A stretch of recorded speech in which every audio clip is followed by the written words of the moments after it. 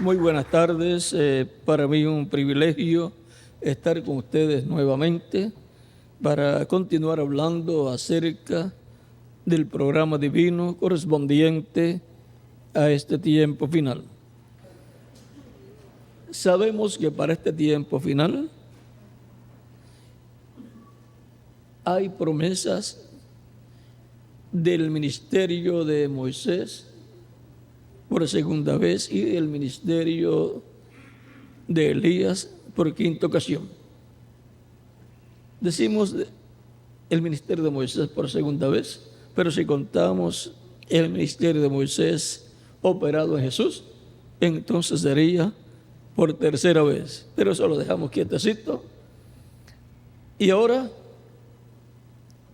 sabemos que el ministerio de Jesucristo también va a estar manifestado en la tierra. Lo vimos en Jesús, lo vimos también en los diferentes mensajeros, en los apóstoles, en el reverendo William Branham, y para este tiempo final va a estar operando nuevamente el ministerio de Jesús, del Mesías. Porque el que opera los ministerios es el ángel del pacto, el Espíritu Santo, y puede operar el ministerio que sea. Y cuando se dice operar el ministerio que sea, se está diciendo puede obrar como obró a través de algún profeta del pasado. Y eso sería repitiéndose aquel ministerio, repitiendo las mismas cosas, siendo manifestado el mismo poder por el mismo ángel del pacto que estuvo en aquellos profetas. Por eso cuando vieron a Jesús, las personas, y vieron que resucitaba a los muertos, dijeron, este tiene que ser Elías, porque Elías resucitó a los muertos, también Eliseo. Otros pensaban que era Juan el Bautista, pues estaba bautizando. Pues le dijeron a Juan en una ocasión, mira, aquel del cual tú diste testimonio, a él le siguen más personas que a ti y bautiza también. Juan dijo, a él le conviene crecer y a mí menguar. No puede el hombre, o sea Jesús, no puede el hombre hacer nada de sí mismo. Y ahora, cuando Juan murió, luego la gente pensaba que Juan había resucitado y era Jesús. De seguro, los que no conocían bien a Jesús y a Juan, porque cualquiera que hubiera conocido a Juan y a Jesús y los hubiera visto a los dos al mismo tiempo, no podía estar pensando que era Juan el Bautista, a menos que no pensaran que el espíritu de Juan el Bautista ahora estuviera en Jesús. Pero en Jesús estaban todos los profetas, todos los ministerios de todos los profetas estaban en Jesús, porque ahí estaba el ángel del pacto, el Espíritu Santo, en ese velo de carne llamado Jesús. Y estando él, pues estaban todos los ministerios, porque el que tiene y opera ministerios es el Espíritu Santo. Y ahora, Cristo preguntó a sus discípulos, eso está en San Mateo, capítulo 16, ¿y ustedes quién dicen que es el Hijo del Hombre? Era importante saber quién era ese profeta que estaba entre ellos, del cual algunos decían que era Elías, otros decían que era Juan el Bautista y otros decían que era alguno de los profetas que había resucitado. Todos concordaban que era un profeta. Pero ahora, ¿qué profeta? Pregunté a ustedes, ¿quién dicen ustedes que es el Hijo del Hombre? Pedro dijo, tú eres el Cristo, el Hijo del Dios viviente. Eso era lo importante, saber quién era aquel hombre, aquel profeta. Era nada menos que el Mesías de príncipe, el ángel del pacto en su cuerpo de carne que había creado en el vientre de María y había nacido en Belén de Judea. Y por consiguiente era el descendiente de David, que se sentaría en el trono de David, como dijo el ángel Gabriel a la Virgen María en San Lucas capítulo 1, versos 30 al 36. Es importante conocer las Escrituras. El mismo Cristo dijo: escudriñad las Escrituras, porque en ellas os parece que tenéis la vida eterna, y ellas son las que dan testimonio de mí. Tenemos que escudriñar las Escrituras y ver el testimonio que Dios da acerca de lo que Él va a hacer en el tiempo en que uno está viviendo. Porque de otra forma, la persona no sabe ni qué es lo que Dios va a hacer en su tiempo. Es importante saber qué Dios ha prometido para el tiempo en que uno está viviendo y saber en qué edad está viviendo y en qué dispensación está viviendo. Porque Dios siempre obra dentro de una dispensación y dentro de una edad, de una etapa de su programa. Por ejemplo, no puede mandar a construir un arca en nuestro tiempo, porque eso era el programa de Dios para el tiempo de Noé. Y tenemos que ver qué es lo que está prometido para Dios hacer en este tiempo final. También tenemos que conocer el territorio en donde se lleva a cabo el programa de Dios para el tiempo en que uno está viviendo.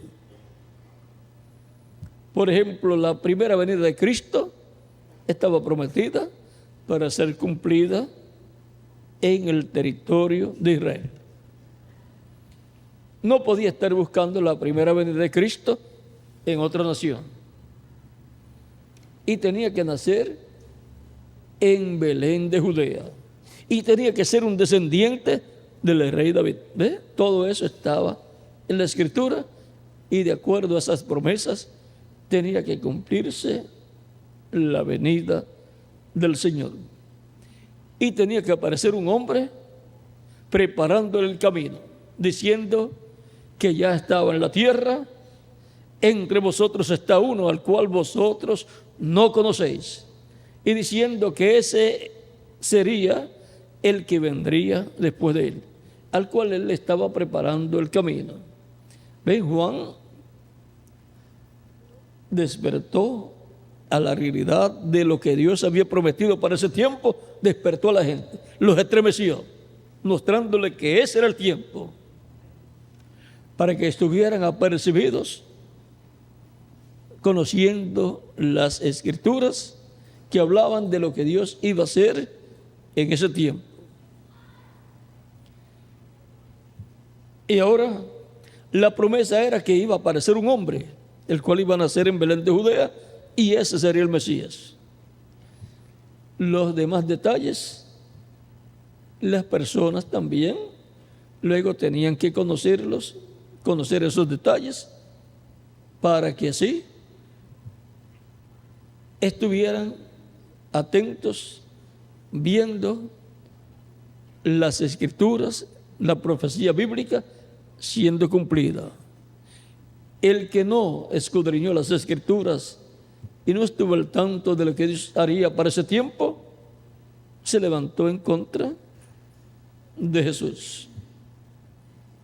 Pero Dios había dicho que después de las 62 semanas, y antes transcurrían 7, que son 69 semanas, le sería quitada la vida al Mesías.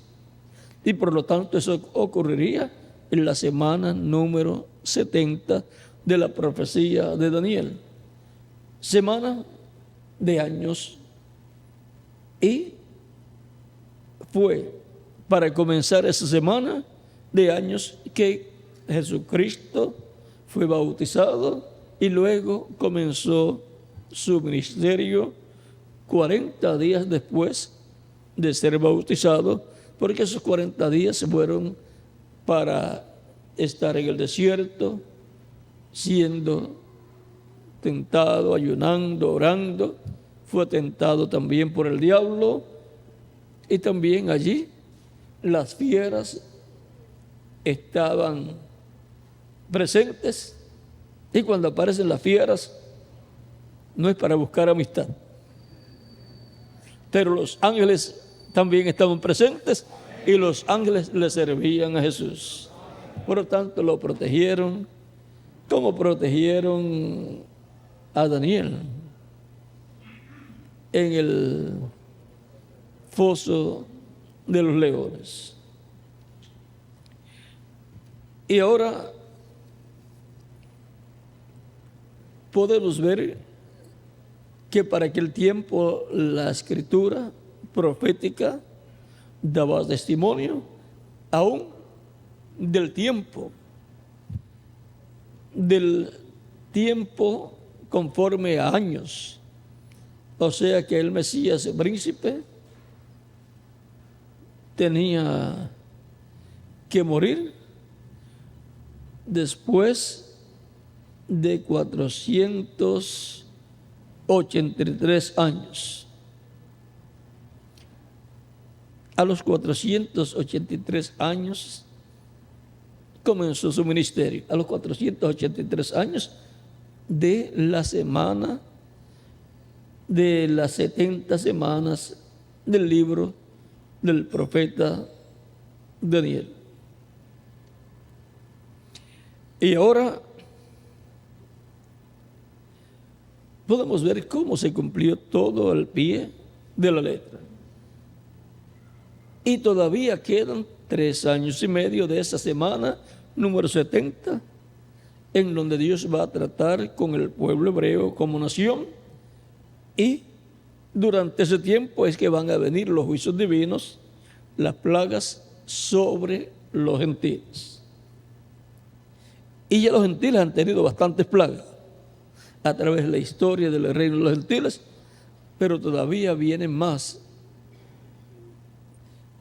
En cada ocasión en que Dios enviaba un mensajero al cual le revelaba su palabra, él predicaba ese mensaje, y con ese mensaje venía el llamado para los escogidos de su edad, de su tiempo, y después se llevaba el mensajero, y los que habían rechazado el mensaje,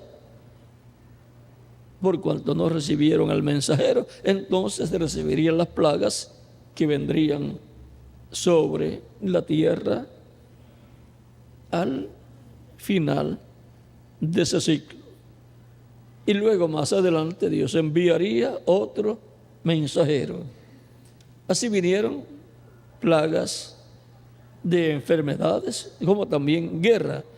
La guerra es una plaga, y de las malas, porque mueren muchas personas. Y ahora, para este tiempo final, vendrán en forma consecutiva esas plagas durante la gran tribulación, como vinieron sobre Egipto en el tiempo de Moisés. Por eso el ministerio de Moisés, que está ligado a las plagas, se va a repetir. Y el de Elías también está ligado a los juicios divinos, porque los profetas son el juicio divino. Moisés daba a conocer lo que Dios le decía. En cada ocasión en que Dios iba a enviar una plaga, él lo hablaba y luego venía. También Elías mandó a descender el fuego del cielo. ¿Ven? Y por eso en Apocalipsis nos dice que los 2 olivos tienen poder sobre la tierra y pueden mandar que vengan plagas, juicios, cuantas veces ellos quieran. Apocalipsis capítulo 11 nos muestra a los 2 olivos, como también Zacarías capítulo 4 versos 1 al 14. Y por cuanto Dios estará tratando durante la dispensación de la gracia con la iglesia del nuevo pacto, del Nuevo Testamento, tienen que surgir de medio del cristianismo para luego poder traer su mensaje en el tiempo final. Y los judíos van a ver eso que estará sucediendo. Y el ministerio de Cristo, pues en medio del cristianismo, en medio de la iglesia, donde Él en el Espíritu Santo ha estado todo el tiempo. Y ahora, ¿en qué parte de la iglesia aparecerá el ministerio de los 2 olivos? Los 2 olivos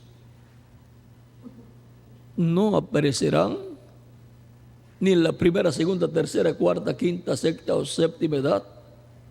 O sea, el ministerio de Elías por quinta ocasión no aparecerá en edades pasadas.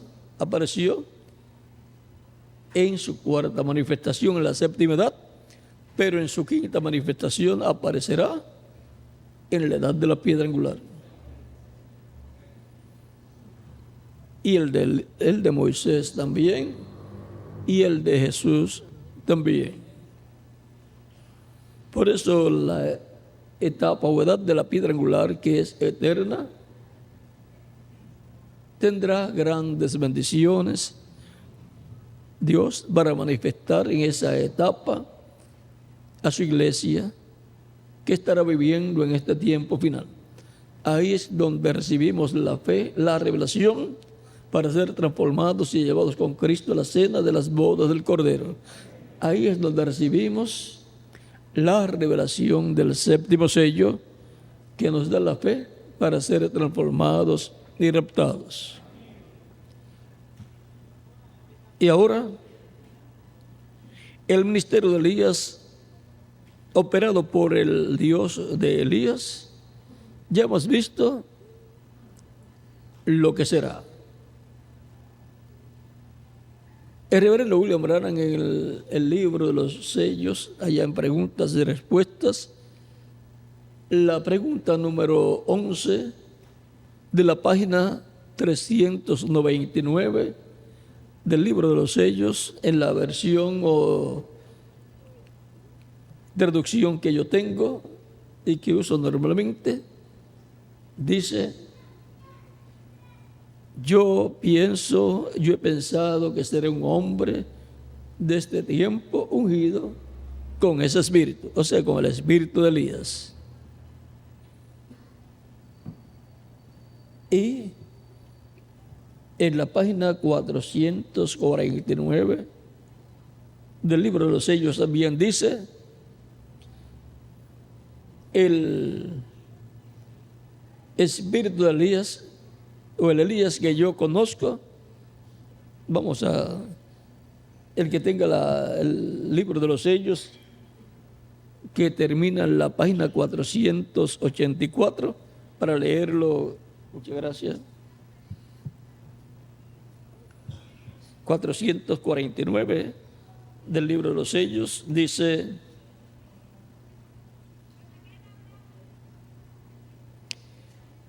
hay una sola persona que podría cumplir esa promesa. El único espíritu que ha estado sobre la tierra, que yo sepa, tendría que ser el espíritu de Elías, como fue en su tiempo. Y así fue predicho que sería, porque su espíritu fue nada menos que el espíritu de Cristo. Tan simple como es. Y ahora podemos ver que el ministerio de Elías será operado por el Dios de Elías a través de su Espíritu Santo en un hombre, dice el reverendo William Branham, ungido con el Espíritu Santo, con el sello del Dios vivo, operando ese ministerio que vimos en Elías Tisbita, en Eliseo, en Juan el Bautista y en el reverendo William Branham. Para ese tiempo final,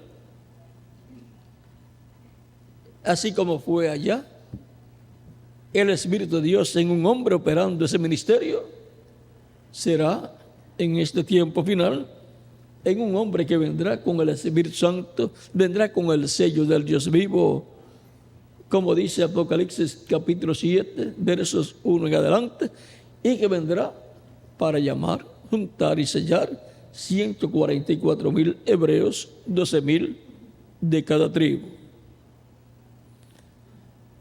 ¿De dónde va a surgir? Del monte de Sión, que es la iglesia del Señor Jesucristo. De ahí surgirá el Espíritu Santo operando el ministerio de Elías por quinta ocasión y el ministerio de Moisés por segunda ocasión. Y el ministerio de Jesús también. Por lo tanto, será el ángel fuerte que desciende del cielo en Apocalipsis capítulo 10. Ese ángel fuerte es el mensajero de Israel, es el ángel del pacto, es el Espíritu Santo, es Cristo en su cuerpo angelical. Recuerden que un espíritu es un cuerpo de otra dimensión. Y el ángel del pacto, ese cuerpo angelical, es nada menos que el Espíritu Santo, el cual también aparece en Ezequiel capítulo 9, verso 1 en adelante, con el tintero de escribano en su cintura, para sellar en sus frentes a los que claman a Dios. Y el día de Pentecostés comenzó a sellar en sus frentes a los que clamaban a Dios. Y ven ustedes, les había dicho Cristo que cuando vieran a Jerusalén cercada de ejércitos, había llegado el tiempo para su destrucción. Y el que estuviera en Jerusalén se fuera de Jerusalén. El que estuviera fuera de Jerusalén no entrara a Jerusalén, porque había llegado el tiempo para su destrucción.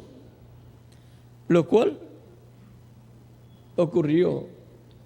Ellos vieron desde el año 68, digamos, de la era cristiana, hasta el año 70. El general romano Tito se dedicó a Jerusalén por 2 años y ya en el año 70 entró a la ciudad, destruyó el templo, destruyó la ciudad y crucificó a miles de judíos, colocándolos sobre las murallas. Lo mismo que había sucedido con Jesucristo, el cual fue crucificado, ahora Roma, la misma Roma que crucificó a Cristo, ahora estaba crucificando miles de judíos en el año 70 de la era cristiana. Pero los cristianos, los seguidores de Cristo, no fueron crucificados porque ya se habían ido de Jerusalén cuando vieron la señal del ejército del general romano Tito Vespasiano, que había cercado a Jerusalén. Estaban sellados por el varón con el tintero de escribano en su cintura, o sea, habían sido sellados con el Espíritu Santo.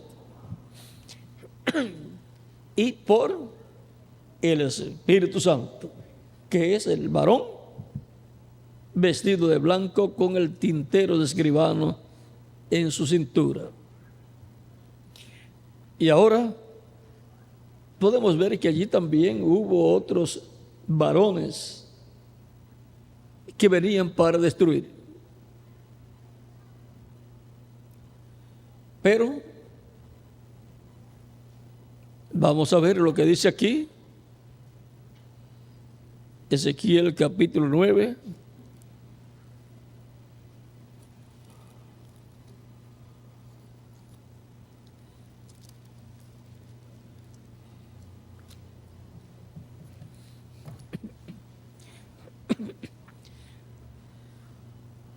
Clamó a mis oídos con gran voz, diciendo: los verdugos de la ciudad han llegado, y cada uno trae en su mano su instrumento para destruir.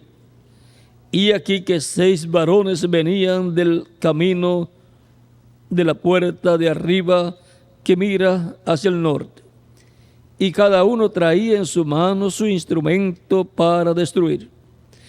Y entre ellos había un varón vestido de lino, el cual traía en su cintura un tintero de escribano. Y entrados, se pararon junto al altar de bronce.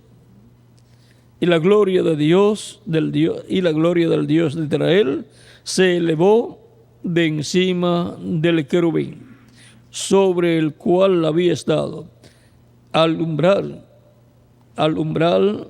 de la casa, y llamó Jehová al varón vestido de lino que tenía a su cintura, el tintero de escribano. Y le dijo Jehová: pasa por en medio de la ciudad, por en medio de Jerusalén, y ponles una señal en la frente a los hombres que gimen y que claman a causa de las abominaciones que se hacen en medio de ella. Y a los otros dijo, oyéndolo yo: pasad por la ciudad en pos de él. O sea, que el varón con el tintero de escribano en su cintura iba primero, y después detrás de él iban los verdugos, los que traían el juicio. Y a los otros dijo, oyéndolo yo: pasad por la ciudad en pos de él y matad, no perdone vuestro ojo, ni tengáis misericordia. Matad a viejos, jóvenes y vírgenes, niños y mujeres, hasta que no quede ninguno. Pero todo aquel sobre el cual hubiere señal, no os acerquéis, y comenzaréis por mi santuario. Porque el juicio comienza ¿por dónde? Dice la Escritura: por la casa de Dios. Los que se refugiaron en el templo creyeron que allí estaban seguros porque era el templo de Dios. Pero de parte de Dios estaba ya señalado el juicio que vendría sobre Jerusalén, comenzando desde el templo de Dios.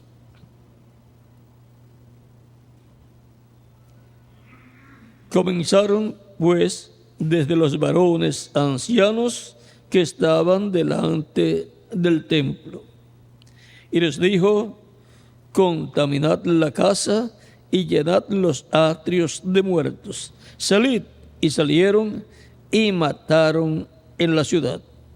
Aconteció que cuando ellos iban matando y quedé yo solo, me postré sobre mi rostro y clamé y dije: ah, Señor Jehová, destruirás a todo el remanente de Israel, derramando tus furores sobre Jerusalén.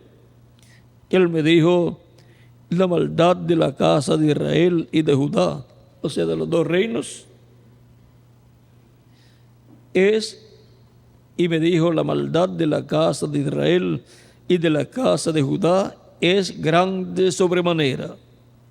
pues la tierra está llena de sangre y la ciudad está llena de perversidad, porque han dicho, ha abandonado Jehová la tierra, y Jehová no ve. Así pues, haré yo, mi ojo no perdonará, ni tendré misericordia. Haré recaer el camino de ellos sobre sus propias cabezas. Y aquí que el varón vestido de lino, que tenía el tintero de escribano, y aquí que el varón vestido de lino, que tenía el tintero a su cintura, respondió una palabra, diciendo, he hecho conforme a todo lo que me mandaste.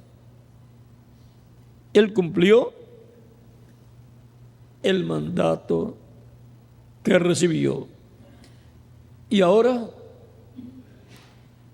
en Apocalipsis capítulo 7, aparece un varón, un ángel que sube de donde nace el sol, con el sello del Dios vivo. Y ordena a los otros ángeles, a los cuales se les había dado el poder de hacer daño sobre la tierra, sobre el mar y sobre los árboles, que no hicieran daño sobre la tierra, el mar y los árboles, hasta que hayan sido sellados en sus frentes 144,000 hebreos, 12,000 de cada tribu. Ahí vemos una repetición de lo que sucedió allá. Será un tiempo paralelo. Y ahora podemos ver que el ángel que venía con el tintero de escribano en su cintura era nada menos que Cristo, el ángel del pacto. Y en Apocalipsis capítulo 7 podemos ver que el ángel que viene con el sello del Dios vivo, o sea, viene con el Espíritu Santo, viene con el ángel del pacto en él. Es el mensajero a Israel y también a la iglesia del Señor Jesucristo, porque es Cristo en su mensajero del día postrero, en donde estará operando los ministerios correspondientes de los dos olivos, para llevar y juntar 144,000 hebreos, 12,000 de cada tribu, y así completar el programa que Dios tiene con el pueblo hebreo. Y para la iglesia, por cuanto aparecerá el Espíritu Santo en la iglesia manifestado, porque ha estado todo el tiempo en su iglesia, en la edad de la piedra angular tendrá la manifestación plena y nos dará la fe, la revelación, para ser transformados y llevados con Cristo a la cena de las bodas del Cordero. Este es el tiempo para el cumplimiento de todas estas promesas. Y todo va a llegar a su parte culminante, como ya hemos visto, en una calpa catedral. Dice el reverendo William Branham en la página 408. Vamos a ver aquí del libro de los sellos. Vamos a ver lo que nos dice.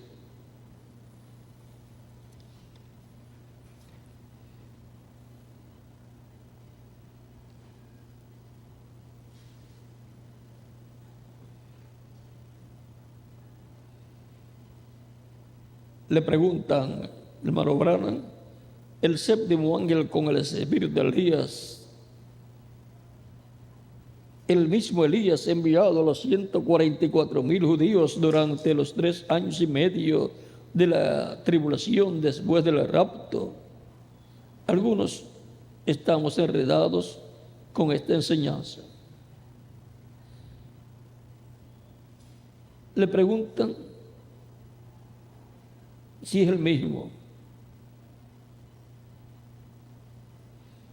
Dicen no, no es el mismo. Son 2 hombres distintos. Eliseo, que vino en la forma o lugar de Elías, no fue Elías. Y cuando el espíritu de Elías vino sobre un hombre llamado Juan el Bautista, tampoco fue Elías. Y el hombre, el séptimo ángel, el mensajero enviado al final de la edad de la Odisea, no será Elías literal, será más bien un gentil a su pueblo. Entonces, el espíritu de Elías viniendo en esta ocasión a esta gente será un judío, porque siempre uno es enviado a su propio pueblo. Esa es mi revelación. Y ahora, si tienen, aquí lo tengo, tenemos la promesa de que en el cumplimiento de la visión de la carpa va a haber predicación y también van a llevarse a cabo llamamientos al altar y también van a llevarse a cabo milagros. Vamos a ver en la página 136 de este libro de citas lo que nos dice.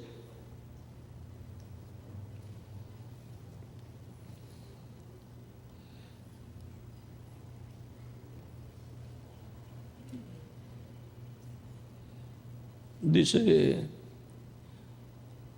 la novia antes que venga Jesús, ella tendrá todo poder del Espíritu Santo para hacer milagros, levantar muertos y así sucesivamente como en la lluvia tardía.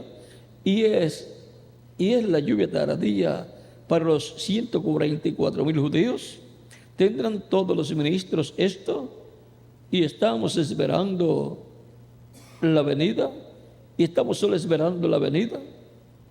Ahora, lluvia tardía, 144,000 judíos. No, eso es cuando Elías y Moisés. Allí es donde los milagros tienen lugar. Las cosas que la gente ha estado buscando, los pentecostales por milagros, pero donde eso tendrá lugar será bajo Elías y Moisés. Solo debemos esperar la venida del Señor. Y ahora, por cuanto en la carpa catedral gigante que vi el reverendo William Branham, se estará predicando, se estará haciendo llamamiento al altar y se estará también orando por los enfermos y milagros ocurriendo. Todo eso será para los ministerios de Moisés y Elías. Tan simple como eso. Por eso vamos a estar esperando que el Espíritu Santo opere esos ministerios en el cumplimiento de la visión de la carpa. Por lo tanto, el Espíritu Santo con esos ministerios de Moisés, de Elías y de Jesús es el invitado principal para y en el cumplimiento de la gran carpa catedral. Sin él no tendría ningún significado una carpa catedral gigante. Y ahora sabemos que tiene que ser en el territorio donde se esté cumpliendo la etapa vigente del tiempo final. Por lo tanto, no puede ser en los territorios donde ya se cumplieron las edades. Tiene que ser en otro territorio donde se esté cumpliendo la edad de la piedra angular. Por lo tanto, los de ese territorio podrán decir, esa bendición es de nosotros. Vamos a trabajar para que se haga realidad la visión de la carpa, porque eso nos toca a nosotros, para que la gloria de Dios sea manifestada, para que Cristo, el ministerio de Cristo esté manifestado, y el de Elías y el de Moisés, y podamos ver la gloria de Dios manifestada en toda su plenitud. Hasta los judíos van a ver esa manifestación gloriosa de Dios en su iglesia, en el cumplimiento de la visión de la carpa. ¿Y qué van a decir ellos? Este es el que nosotros estamos esperando. Van a ver al Dios de Abraham, de Isaac y de Jacob manifestándose en el cumplimiento de la visión de la carpa. Por lo tanto, ellos van a decir que eso es lo que ellos están esperando. Por consiguiente, van a creer. Tan simple como eso. Pero dice el reverendo William Branham, pero él no viene por ellos, él viene por su iglesia. Porque su iglesia está a punto de ser raptada. O sea que eso es para el tiempo en que ya la iglesia del Señor Jesucristo esté para ser raptada, el tiempo ha llegado y entonces necesita la fe para ser transformada, y eso va a ser dado por la voz de Cristo, el ángel fuerte, el Espíritu Santo, que desciende del cielo en Apocalipsis 10 y estará hablándonos y revelándonos, abriéndonos el séptimo sello, abriéndonos el misterio de su venida, por el cual hubo silencio en el cielo como por media hora, en Apocalipsis capítulo 8, verso 1 en adelante, lo cual será revelado a la iglesia del Señor en la edad vigente, en el cuerpo místico de Cristo, que es la edad de la piedra angular. Por lo tanto, esa será la revelación más grande que tendrá la iglesia del Señor Jesucristo en el día postrero, en la etapa de la edad de la piedra angular. No hay otra etapa en donde pueda ser abierto ese misterio. No hay otra etapa de la iglesia que esté existiendo en la actualidad. Ya esas otras etapas terminaron su tiempo y ahora solamente queda la etapa de la edad de la piedra angular. Y por consiguiente, es ahí donde será entendible todo ese misterio del séptimo sello, todo ese misterio de la venida del Señor a su iglesia, lo cual nos dará la fe para ser transformados y llevados con Cristo a la cena de la bodas del Cordero, como la revelación de la venida del Señor 2000 años atrás, en medio de su iglesia del antiguo pacto, del Antiguo Testamento, nos ha dado la fe, la revelación, la fe para recibir una transformación interior y obtener por consiguiente así el nuevo nacimiento, la vida eterna, el cuerpo angelical y así por el estilo, y ser confirmados en la vida eterna, en el reino eterno de Jesucristo, nuestro Salvador. Con la revelación de la primera venida de Cristo, nos da la fe para una obra espiritual que sería llevada a cabo. Con la revelación de la venida del Señor para el día postrero en su iglesia, nos da la fe para una obra física que va a ser en nuestros cuerpos una transformación física que Él ha prometido, lo cual será también un éxodo, porque vamos a salir de esta dimensión. Eso será cuando tengamos el cuerpo nuevo, ya estaremos fuera de esta dimensión terrenal. Estaremos ya como ciudadanos de otra dimensión físicamente, y estaremos vamos a decir, dando un paseo en donde estaremos viendo la gloria de Dios manifestada plenamente en su iglesia. Algunos se preguntan, ¿y todos tendrán el mismo poder? Claro que sí. ¿Cada cual podrá hacer maravillas? Claro que sí. Cuando tengamos el cuerpo nuevo, todos vamos a ser iguales. Y por cuanto vamos a ser iguales a Cristo, tendremos el mismo poder. Aunque estaremos bajo el liderazgo del Espíritu Santo a través del mensajero del día postrero. Y los que regresen también van a estar bajo el liderazgo del mensajero del día postrero, en el cual estará el Espíritu Santo obrando, manifestándose en el día postrero. Y si lo apreciamos antes de llegar y seguimos la dirección del Espíritu a través de él, cuanto más cuando estemos transformados. Así es que va a ser un tiempo muy importante, tiempo maravilloso para todos los creyentes en Cristo.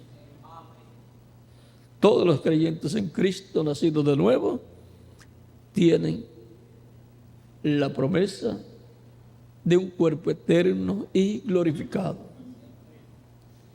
Podemos ver el motivo, o parte del motivo de la visión de la carpa. También para esos días estarán comenzando los dolores de parto del planeta Tierra y de los seres humanos. O sea, vamos a decir, cuando viene una tormenta, antes uno siente unos vientos recios, pero todavía no ha llegado la tormenta.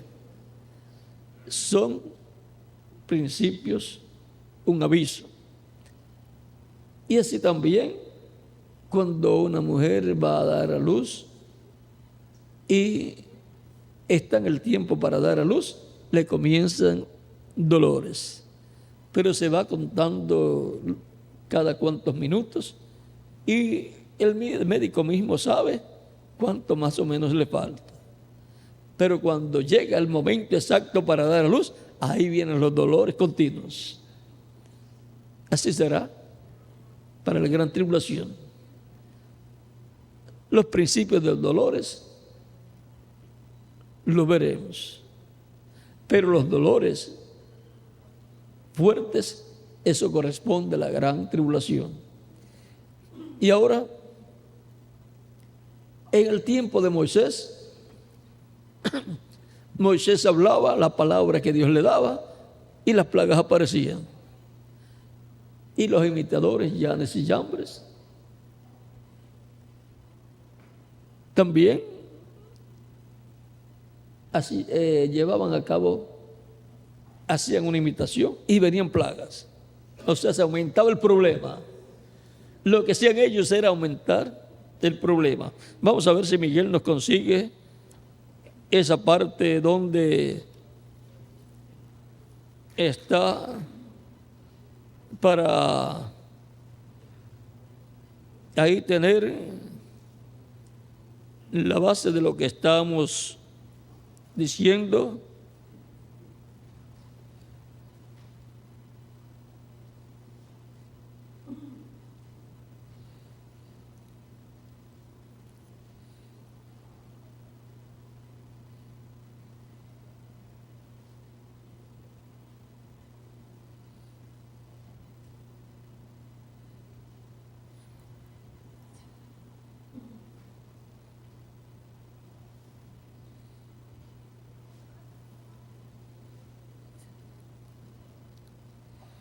Vamos a ver si en algunas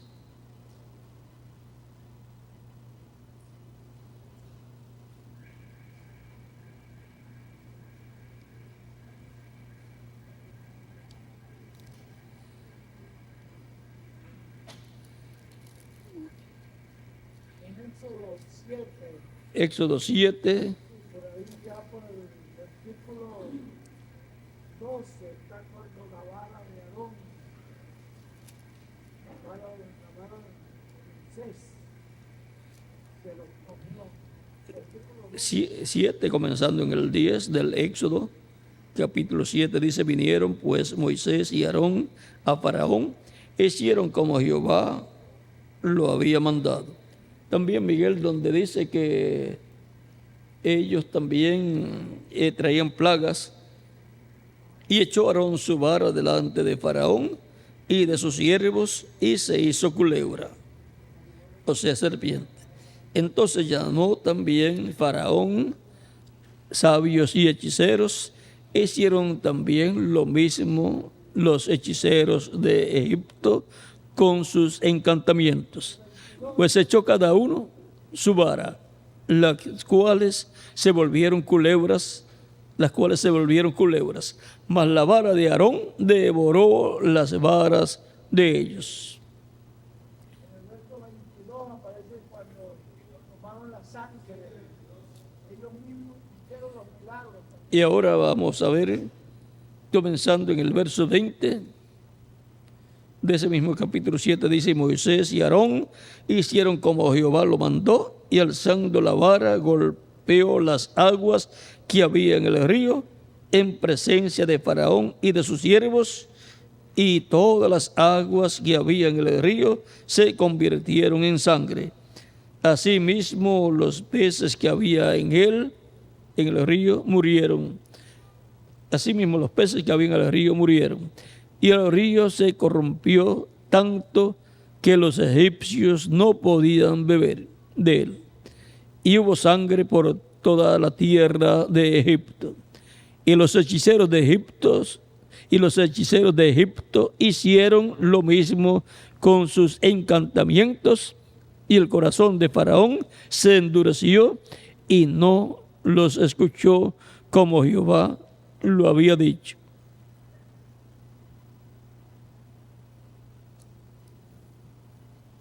Ahora vean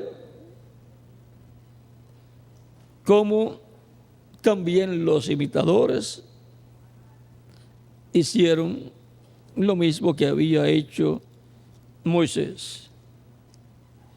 No sé si en algún otro lugar.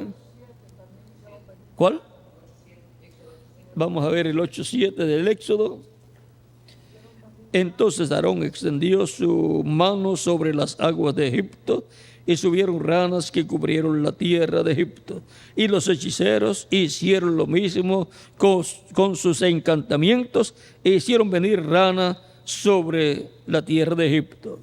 Entonces Faraón llamó a Moisés y a Aarón y les dijo: orad a Jehová para que quite las ranas de mí y de mi pueblo, y dejaré ir a su pueblo para que ofrezca sacrificio a Jehová. Y dijo Moisés a Faraón: dígnate indicarme cuándo debo orar por ti.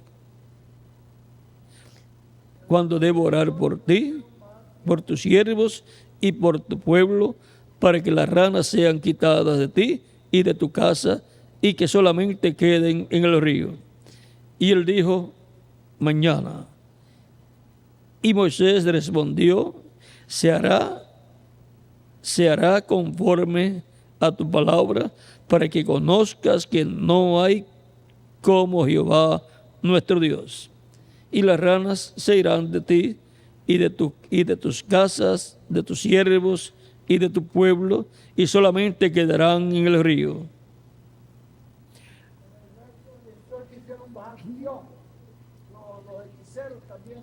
Vamos a ver aquí, del 16 en adelante de este capítulo 8 dice: esto fue la quinta plaga o el quinto milagro. Entonces Jehová dijo a Moisés: di a Aarón. O sea, Aarón de sí mismo no podía hacer nada, ni Moisés tampoco. Era Dios el que le hablaba a Moisés, y entonces Moisés le hablaba a Aarón, porque Moisés era Dios para Aarón. Entonces Jehová dijo a Moisés, di a Aarón, extiende tu vara y golpea el polvo de la tierra para que se vuelva piojos por todo el país de Egipto. Y ellos lo hicieron así. Y Aarón extendió su vara y extendió su mano con su vara y golpeó el polvo de la tierra, el cual se volvió piojos.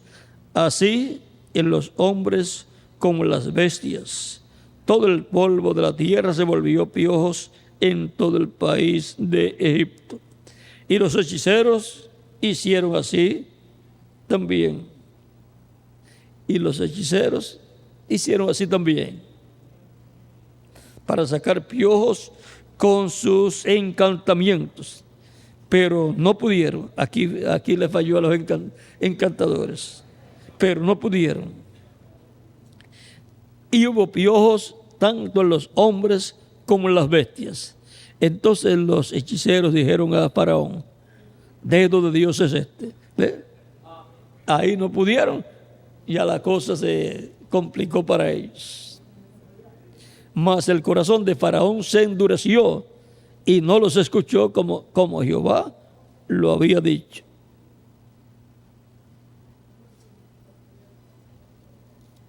Vamos a ver otro pasaje.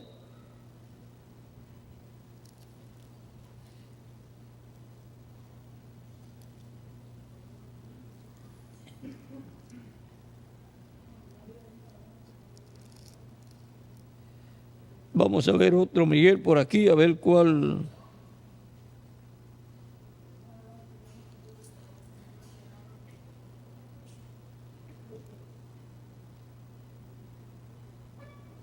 Ya parece que aquí ya. Parece que de ahí en adelante ya no pudieron hacer nada. Hasta ahí llegaron ellos.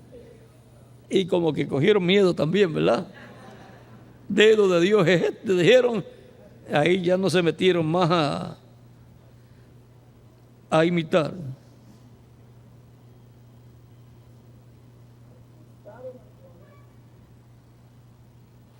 Así es que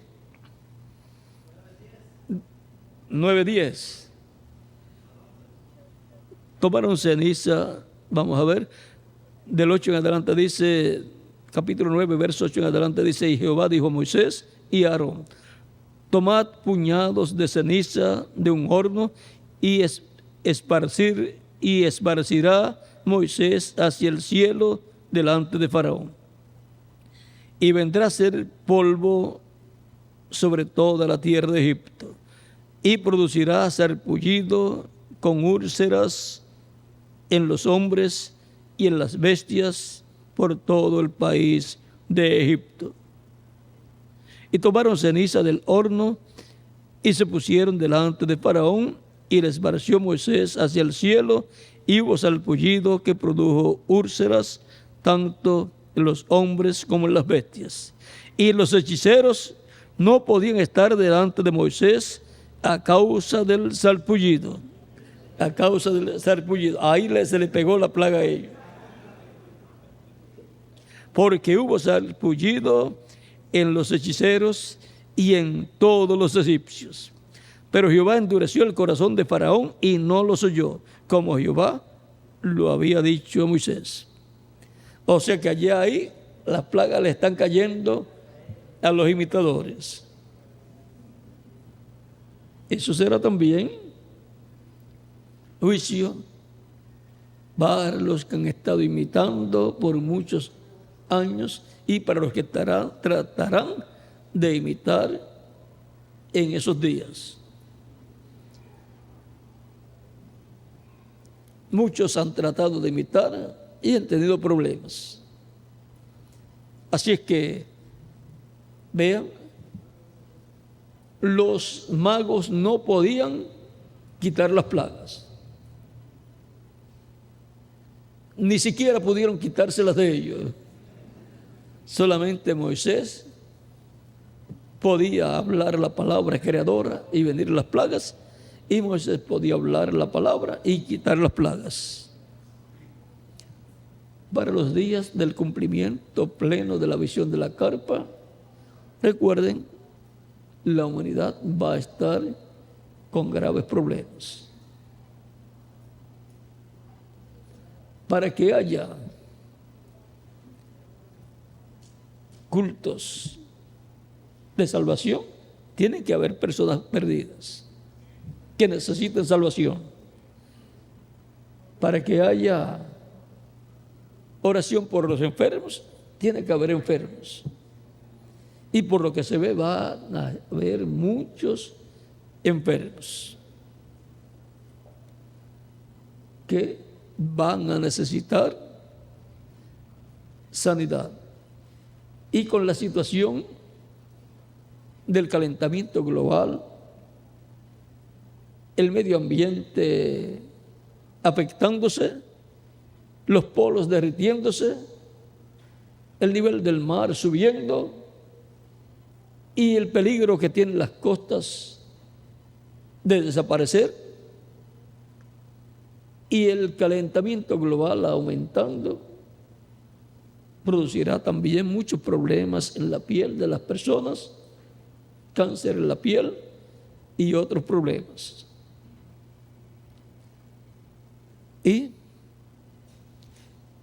el problema económico aumentando, pues no va a haber mucho dinero para ir al médico. El dinero que puedan conseguir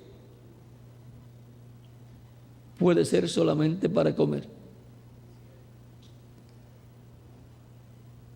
La situación se está poniendo cada día peor y por eso es que queremos avanzar con el proyecto La Carpa Catedral.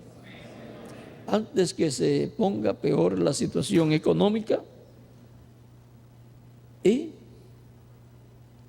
si se pone peor, entonces es más difícil el trabajo.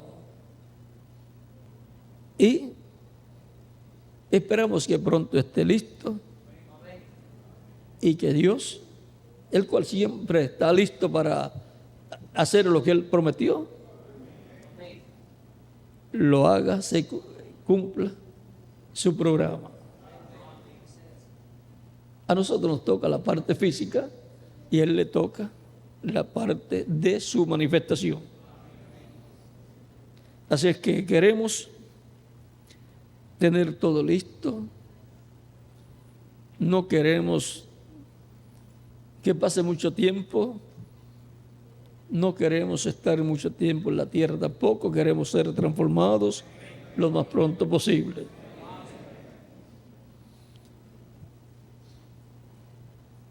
Y vamos a lograr la meta, porque el reverendo William Branham, cuando vio esa carpa catedral, ya estaba hecha, estaba funcionando. Así es que la parte del trabajo que se hizo, él no lo vio, él vio la manifestación de Dios, que es lo más importante. Tanto trabajo para qué, para Dios, como el trabajo que hizo Moisés cuando construyó el tabernáculo y como el trabajo que hizo Salomón cuando construyó el templo. Bueno, estamos trabajando bien fundamentados en la palabra de Dios. Las promesas de Dios, dice el apóstol Pablo en Hebreos, acerca de las promesas de Dios, dice que seamos como aquellos que por la fe conquistaron promesas. Y eso es lo que estamos haciendo. Es un trabajo, una obra de fe. No es una idea humana, es algo que está en la palabra, es algo real, lo cual creemos de todo corazón. Y ahí va a estar el ministerio de Elías, operado por el Dios de Elías, operado por el Espíritu Santo, por el ángel del pacto, porque para este tiempo tenemos la promesa del ministerio de Elías para ser manifestado por quinta ocasión. Y ahí es donde vamos a ver bien el ministerio de Elías y el ministerio de Moisés en el cumplimiento de la visión de la carpa catedral. Y también vamos a ver el ministerio de Jesús siendo operado por el Espíritu Santo. Ha sido para mí un privilegio grande estar con ustedes en esta ocasión, dándoles testimonio de estas cosas que están prometidas para la iglesia del Señor Jesucristo, para el día postrero, para este tiempo final. E identificando también el territorio correspondiente a la edad de la piedra angular. Y por consiguiente, identificando el territorio donde deben ser cumplidas estas promesas divinas.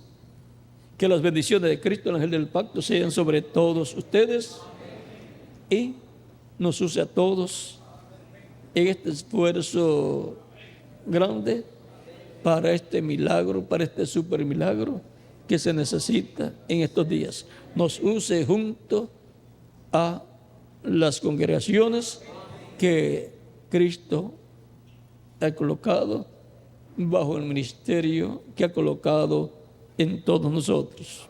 En el nombre del Señor Jesucristo. Amén. Bueno, dejo por aquí al reverendo Miguel Bermúdez Marín para continuar y ya nos veremos mañana, Dios mediante, con el tema correspondiente a mañana, que vamos a ver, Miguel, si tiene el tema de mañana.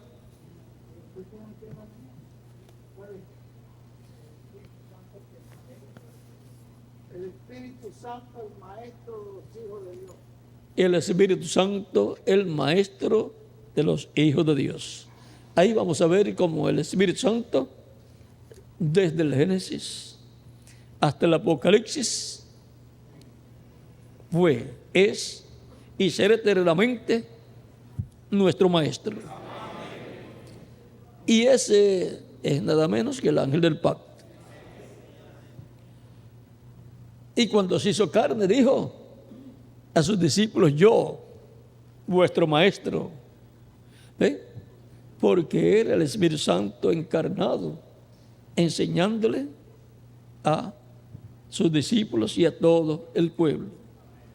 Bueno, que Dios les bendiga y les guarde. Y con nosotros ya tenemos al misionero Miguel Bermúdez Marín para continuar.